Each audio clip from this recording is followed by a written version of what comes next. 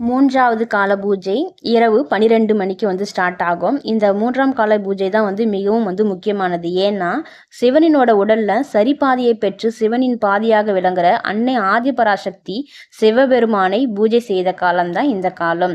அம்பாளில் பூஜை செய்து இந்த காலத்துல தான் சிவபெருமான் பார்த்தீங்கன்னா லிங்கோத்பவராக வெளிப்பட்டதா சொல்லப்படுது. அதனால இந்த காலத்தை லிங்கோத்பவ காலம் அப்படின்னு சொல்றாங்க. இந்த காலத்துல தேனால அபிஷேகம் செய்யப்படுகிறது, தாழம்பூவால அர்ச்சனை செய்யப்படுகிறது.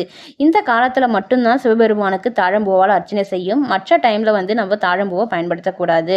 அதுக்கப்புறம் வில்வ இலை கொண்டு அர்ச்சனை செய்யலாம். எல் சாதத்தை நெய்வேத்தியமா படைக்கலாம்.